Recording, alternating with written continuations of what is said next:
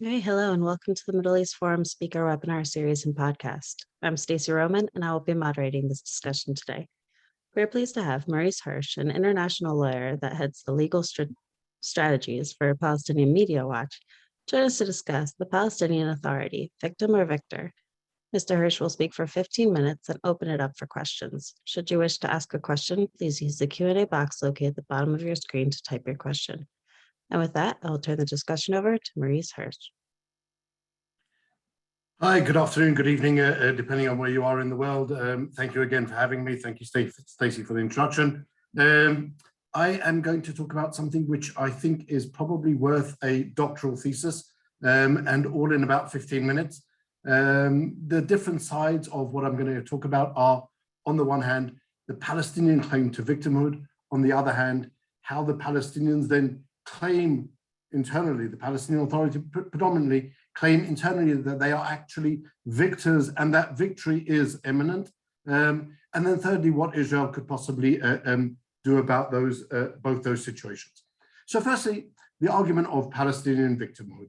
This is probably the easiest thing to present anywhere. Everybody knows clearly that the Palestinians are victims. The entire world knows that Palestine was occupied. The entire world doesn't know that Palestine was obviously the first country occupied before it even came into existence, but everybody knows that Palestine is occupied. Everybody knows that Israel impedes the free movement of Palestinians because they can't move freely around in all of Palestine. Everybody knows that Israel denies access to Palestinians to religious sites. Everybody knows that Israel is planning to destroy the Al-Aqsa Mosque.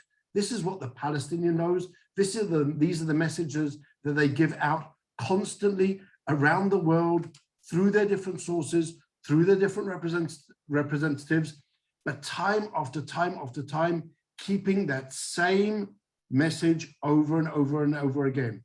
Everybody knows that Israel denies the Palestinians, refugees, the right to return, the freedom of their ability to go back to their homes from 1948, because everybody knows that that's a right that international law grants to every single refugee, and specifically to the Palestinian refugees, as set down in UN resolutions.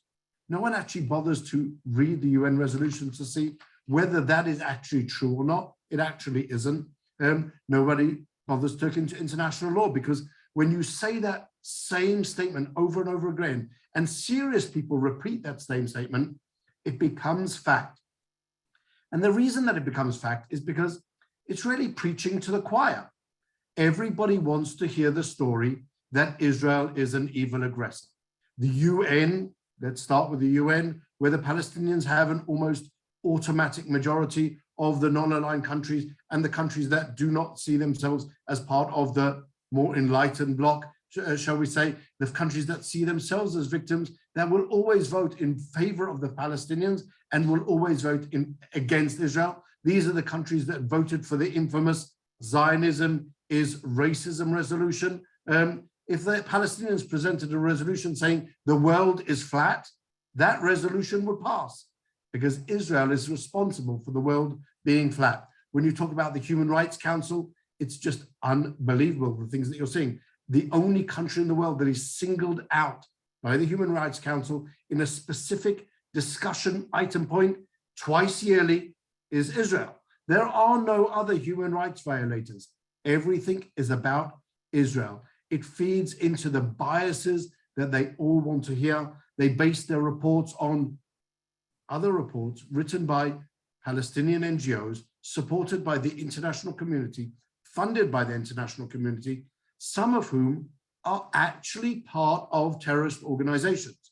The terrorist organizations realized a long time ago that in order to win this propaganda war, we can't just go out into the streets and murder Israelis with our weapons. We need to be fighting on every single level. They set up an entire network of NGOs that devote themselves to the fight in all of these international organizations. They use the most simple weapon possible. Intelligent argument doesn't work. Legal arguments don't work. They use simple emotion. It's the easiest thing to argue, that obviously Israel is responsible for all of our ills. We present the pictures of children who have suffered at the hands of Israelis. We make claims that really no other country would have to suffer with. But since Palestine, the country, obviously, the Palestinian Authority, is not really held to any standard of proof, any claim goes. Any claim can be made. Claims can be made, for example, a claim that I dealt with while working as the head of the prosecution for military prosecution for Judea and Samaria, is the claim that Palestinian minors are held in solitary confinement.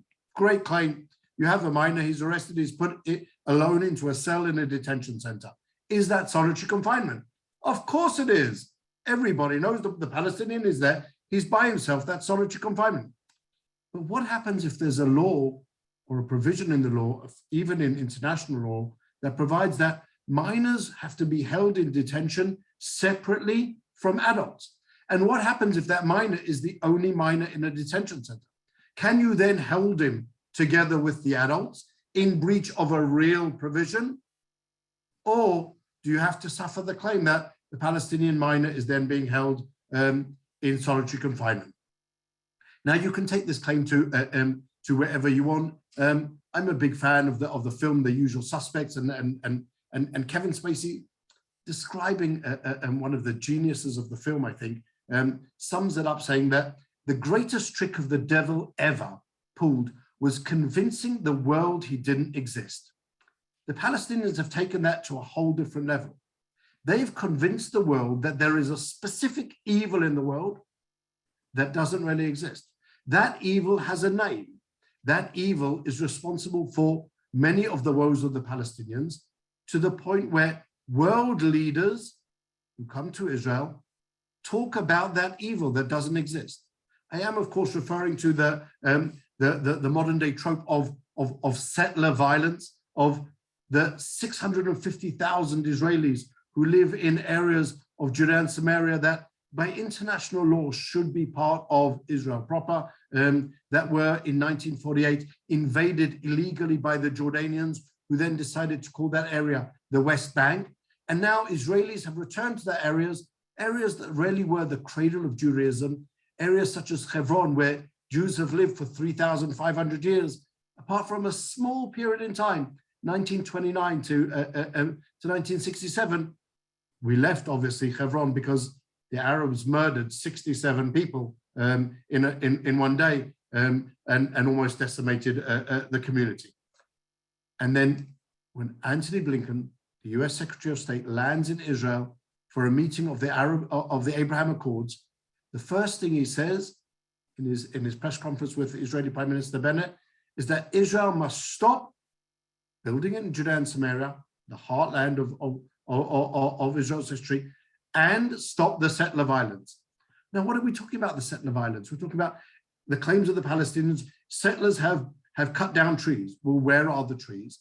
How do we know the trees that have actually been cut down were actually cut down by settlers? What happens if Israelis, just Israelis who live in Tel Aviv, come to Judea and Samaria and carry out an attack for whatever reason against Palestinians? Are they also settlers? Is that also to be defined as settler violence? From the point of view of the Palestinians, yes, of course it is. And when Antony Blinken, the US Secretary of State, echoes those claims, then he is really giving credence to all of those arguments. The second part of that is that the world just wants to hear those arguments. For example, I'm sure that every single one of you has heard the claim that Gaza is under siege. Well, we at Palestinian Media Watch decided to investigate that claim a little bit, and we found a UN site. Now, we're not talking about an Israeli propaganda site. We're not talking about the Friends of Israel. We're talking about a UN site of OCHA, the coordinator for humanitarian affairs in the occupied territories. They are not Israel's friends. But if you look carefully at their website, it shows that in 2021 alone, there were 358,366 entries and exits from Gaza. That means 1 in every 6 Gazans entered or exited Gaza. That's not a blockade. That's not a siege. Most of those people came actually into Israel in order to carry out trade, in order to receive medical treatment. But many of them also left the border going to Egypt. Now, you have to understand a little bit of geography to understand that when the claim is made that Israel has a blockade over Gaza, there's a whole entire border, the southern border, which Israel doesn't control. It's controlled by Egypt. Everybody should know that. And that border is open and closed by the Egyptians. Israel has and cannot control what goes on there. That's how Hamas, for example, brings in most of its weaponry in tunnels that it's dug under the site. Now, that doesn't affect, even though these statistics are on the site of the UN, it doesn't in any way deter almost every single UN organization, including OCHA, the organization that gathers the statistics, from claiming that Gaza is under siege. Now, taking all of that victimhood, the question then has to be asked, well, how exactly does the Palestinian Authority persuade its people that not only are we winning this battle, but we're actually inevitably going to take over and get rid of Israel? So the answer to that is actually quite simple. It starts with the idea that there is a Palestinian Authority. The greatest achievement of the Palestinians ever was Israel's agreement to create the Palestinian Authority, created as part of the Oslo Accords starting 1993 to 1995. This is the self-ruling government of the Palestinians. It is an absolute monster, which runs the lives of the Palestinians on the one hand, but on the other hand is in charge of almost every single one of the evils that Israel needs to deal with. Now, to understand the level of chutzpah of the Palestinian Authority, we have to understand one fundamental point. As part of the Oslo Accords, Israel agreed to basically fund the entire activities of the Palestinian Authority by collecting taxes and passing those taxes over to the PA. The PA uses that money for everything it does to attack Israel. The international community obviously steps in, adds on funding, adds on project funding. It used to fund the general budget, but generally no longer does because of the ills of the Palestinian Authority. But it steps up to pay for the salaries of the teachers, the salaries of the health workers, the Palestinian needy. On every single level, every time the UN or the international community steps in and provides aid to the Palestinian Authority, it means that the aid or the money that Israel is collecting and giving to the Palestinians can be used for all of their own purposes. What do I mean their own purposes? Things like the incitement in the Palestinian school books. We all know what's going on in fifth grade books that teach about Dalal Mughrabi, the murder of 37 people, who is the great hero and a source of inspiration for the Palestinians. The endless maps of Palestine that wipe out every single reference to Israel. The teaching of scientific rules by showing kids firing rocks at soldiers using slingshots. The discussion of Palestinian kids, of how they watched an Israeli bus go up like a barbecue after kids from the neighboring village threw Molotov cocktails at the bus. Imagine seeing that in the educational material of your children. It's unbelievable. The incitement continues on in every single walk of life. And all of that is funded by Israel. That's how the Palestinian Authority persuades its people, look, we're moving forward. We can do all of these actions, not only with impunity, but with Israel funding it with our money. The money that Israel agreed to waive has suddenly become our money, has suddenly become Palestinian money. When Israel dares to consider taking some of that money away because of the illegitimate use of the Palestinian Authority, it becomes Israel's theft of our money. Suddenly it's as if this country existed forever and somebody invaded it, like Russia invading the Ukraine, like as if Palestine existed since the beginning of time. And then you see specific instances, one which I'll give you like really a hot off the press from today. the Palestinian Authority and the EU are having a little bit of a spat. The EU is withholding its funding to the Palestinian Authority because of the insidious nature of its school book materials. And so the Palestinian Authority is crying Gewalt. How are we going to pay our teachers? Now, in a normal situation, you would think, well, if the European Union, who isn't one of Israel's friends, is withholding money from the Palestinian Authority because of the school books, you would assume that everyone would understand that those school books are just not good. But today we hear that the World Bank has decided to step in and give $60 million to the Palestinian Authority to support the education system, to support those same insidious school books that teach incitement and hatred of Israel. Now, the Palestinian Authority can also point to not a small number of other achievements. For example, joining international organizations at the level of a state.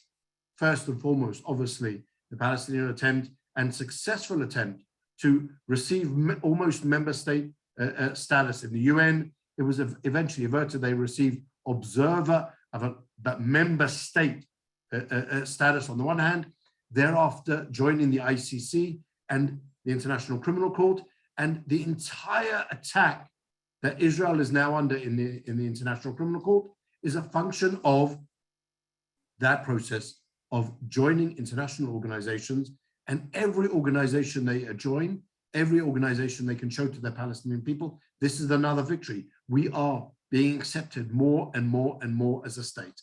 The plans to take over Area C, part of the Oslo Accords, Judea and Samaria is divided up into 3 areas: A, complete Palestinian control; B, joint control, Israeli-Palestinian; and Area C under entirely Israeli control.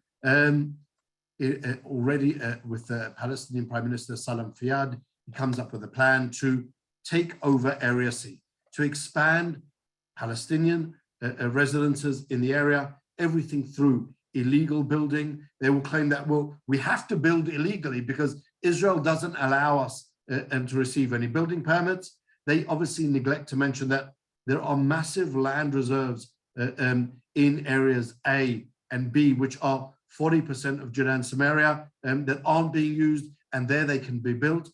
But the plan is to take over Area C. The plan is to establish facts on the ground. That is why in the last 10 years, there have been 30,000 additional illegally built buildings in Area C. The unfortunate part of that is that Israel simply doesn't enforce the law. Whilst there is constant claims of Israel demolishes Palestinian houses, again, if you go to the UN site, and even more so from the real statistics, you can easily see that of all of the demolition orders that are put out, which were only about 12% of all of the illegal structures, only 10%, 1% of all of the structures effectively are actually demolished. That's something which obviously nobody tells you about. And the fact that many of these structures are actually built with the assistance of and with money from international players, predominantly the UN, the European Union. When you go to the prisons, this should be really the forte of Israel. We've arrested terrorists, we've put them in jail, but even there, the Palestinian Authority provides the prisoners, as Palestinian Media Watch leads, really the exposure of the Palestinian pay-for-slay policy, that while in jail, a prisoner gets paid. It's a great salary, and it's thereafter a job for life. They get an education, they get degrees.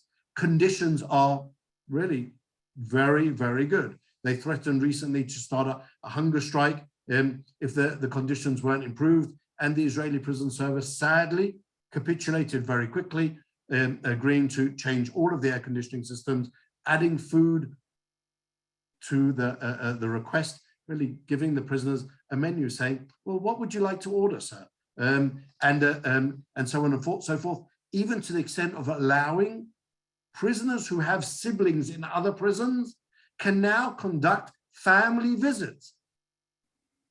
Let me say that again. I'm a terrorist. I'm in one prison.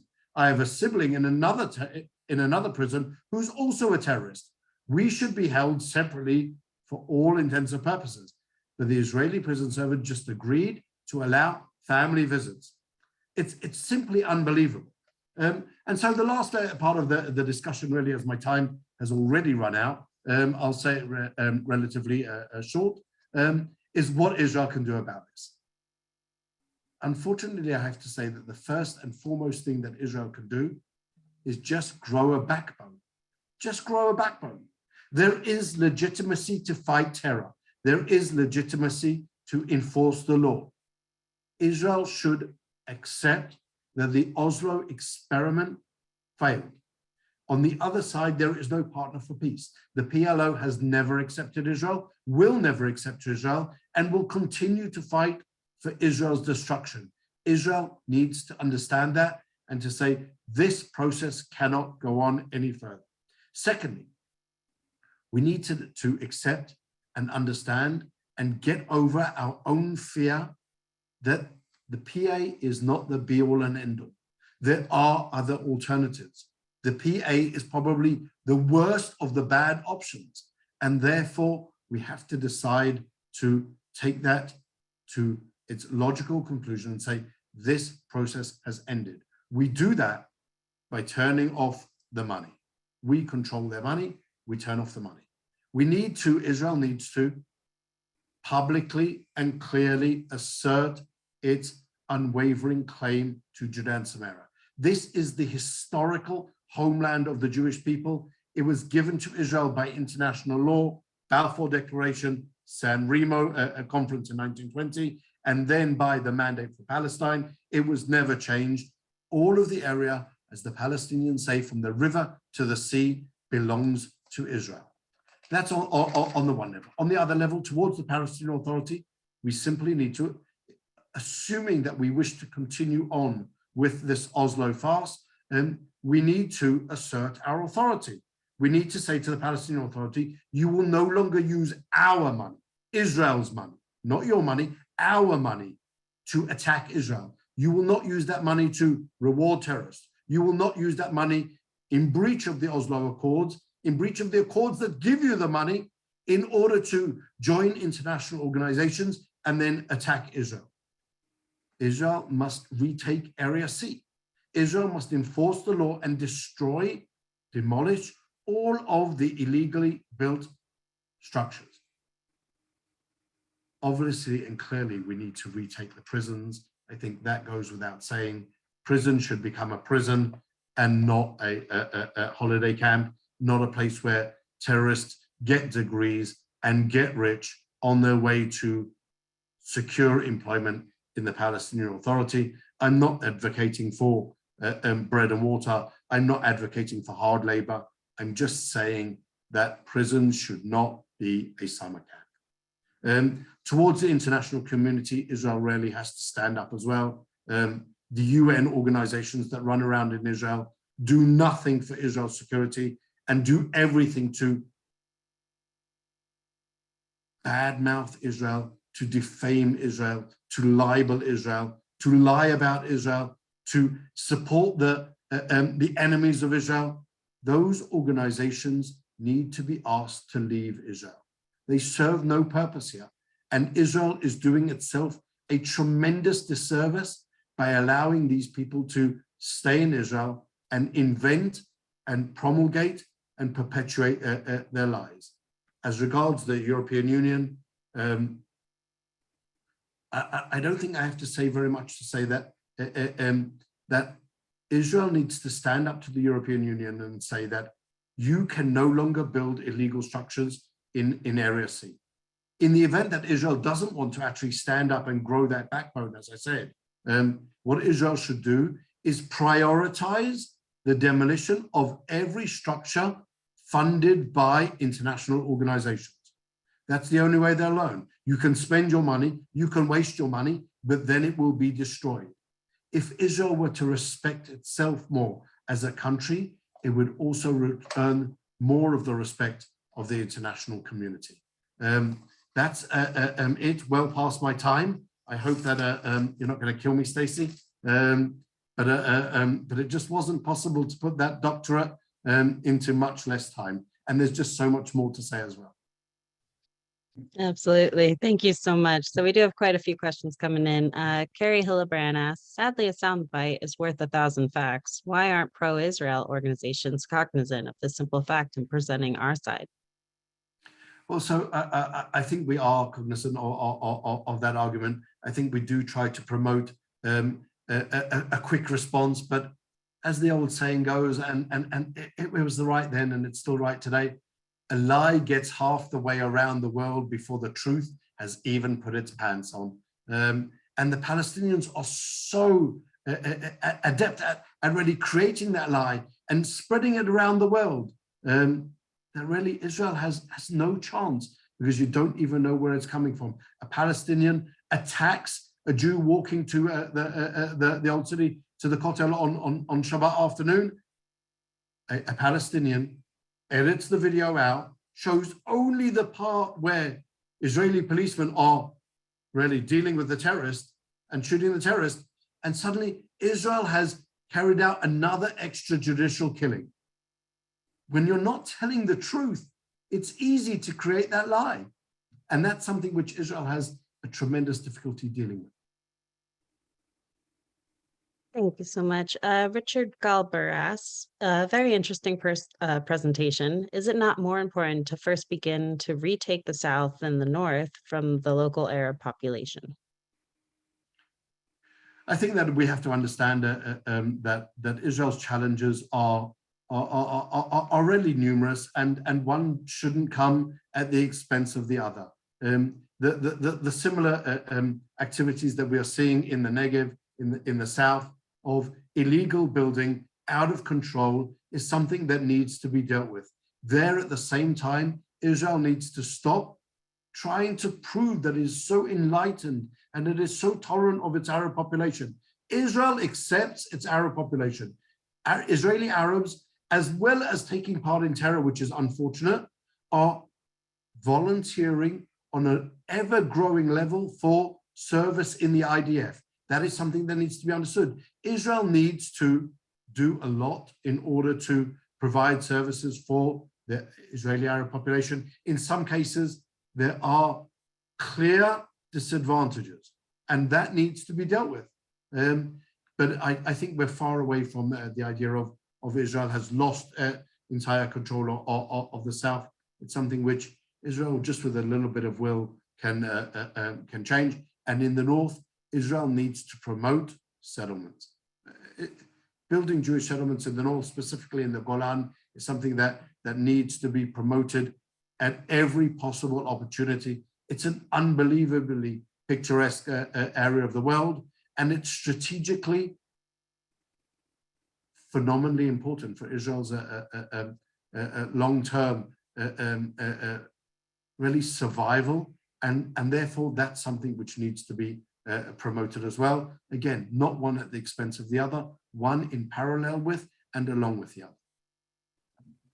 Thank you. An anonymous attendee asks, what can we do when the current Israeli government does nothing while the Palestinians are taking over Area C and the Bedouins are encroaching in the Negev? The coalition depends on Ram and Meretz, etc. So I would love to be able to bash the current Israeli government, but unfortunately, it wouldn't be an honest response. As I mentioned, in the last 10 years, that's when most of the illegal building happened in Judea and Samaria. That's when most of the illegal building also happened in the Negev. This was not the responsibility of the current government, which has been in power for a year and a half. That is, it's unfortunately been something which Israel as a country has failed to deal with systematically for years and years and years. And I unfortunately have to say that it's something which is common for all of the governments and not specific only to the current government, which albeit is reliant on Ram, the Arab party, but that's really not a major part of the problem. Thank you. Jack Wasserman actually follows up on that. Isn't the most effective way of growing a backbone through its elections? Will the Israeli population start voting in more leaders that promote Israel victory?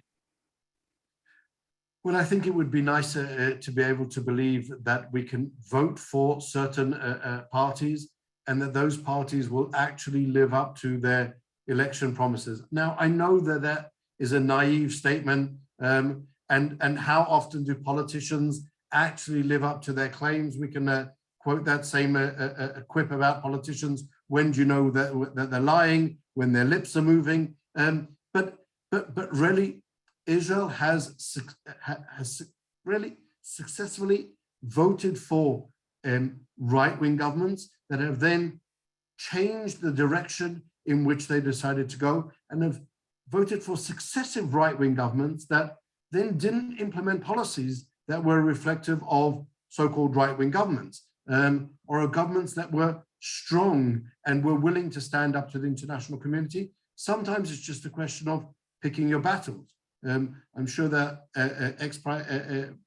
Prime Minister Benjamin Netanyahu would say that it was more important for him to combat the Iranian nuclear threat than it was to stand up to other UN organizations or to ensure the law enforcement in Judea and Samaria. Things are complicated, and we have to accept that. And sometimes there is a trade-off of priorities. I would like to argue that we could have done more and should have done more, and across the board. Absolutely. Thank you. Judy Hirsch asks, can you comment on Ambassador Nides stating he doesn't understand why giving money to UNRWA threatens Israel's security? Wow. I don't know who watched any of Ambassador Nides' recent appearance before American Friends for Peace Now. This was a very, very unfortunate performance where he says that people are haters if they object to the Palestinian Authority paying salaries to terrorists, rewarding and incentivizing terrorism. And then you ask, why doesn't he understand the problem with UNRWA? UNRWA. Let's talk about UNRWA. UNRWA's entire raison d'etre is to perpetuate the idea of Palestinian refugees. That plays into one single narrative that Israel will one day be forced to allow these now 5.6 million refugees and their families and their other descendants and their better halves to flood Israel and democratically destroy Israel. Now, Ambassador Nides doesn't understand why promoting and supporting an organization that has as its main and only goal the destruction of Israel is something which is detrimental to Israel's security. I think he has a major problem. Now, you can say it's all for the benefit of the poor Palestinian refugees. Well, let's look where those refugees live. Many of them live in Judea and Samaria and in Gaza under the rule of the Palestinian Authority. Why are they even still considered refugees? The others have lived in the Arab countries for the last 70 years. In Lebanon, they're prevented from working in most professions. They're prevented from owning land. In Jordan, they were given citizenship, but later some were stripped of their citizenship. These people have lived in these countries for 73 years. They've been used by pawns, by the Arab countries, as pawns in their battle to destroy Israel. There's an amazing a document from the UN in 1951, which describes exactly the situation then, and it's relevant for today. The document says that as part of the discussions following Israel's War of Independence, Israel offered the Arab countries to accept the lines drawn out in the armistice agreements as Israel's new borders, to allow Israel to integrate the Gaza Strip into Israel proper and to provide everyone there with Israeli citizenship. And all the Arab countries had to do was recognize Israel. The Arab countries refused, and they said, first, Israel must agree to the return of the then 800,000 Palestinian refugees. Flood yourself with all of our refugees, give them all citizenship, guarantee that they can outvote the existence of the Jewish country. And that's our demand before we even discuss Israel's right to exist. It was written black and white then in the UN document 1951. It's exactly the same today. Israel is still begging for everyone to accept its right to exist, and the Arabs still demand, agree to flood yourself and vote yourself out of existence. All right, thank you so much. I'm sure we could go on for quite a while more. We have quite a few questions left unanswered, but unfortunately we've come to the close of our webinar. Before we go, could you tell our viewers where to find some more of your work? So you can find pretty much all of my work on the website of Palestinian Media Watch. If you look up palwatch.org, that's where you can find the information. We have we follow, as the name suggests, Palestinian Media Watch. We follow the Palestinian Authority, and we look through the media and through publications of the Palestinian Authority as to what the messages they're providing to the Palestinian people are. Are they messages of peace, or are they messages of war? That's where you can find really my work as part of Palestinian Media. All right, well, thank you so much. Unfortunately, we've come to the close of our webinar. Thank you, Mr. Hirsch, for joining us today. Thank you very much, and sorry to the people who asked questions that I spoke for too long. Of course. For our viewers, please join us Wednesday at 3 p.m. Eastern for Israel Insider this week with Alex Selsky. Thank you all for joining us, and I hope you have a wonderful day. Thanks again.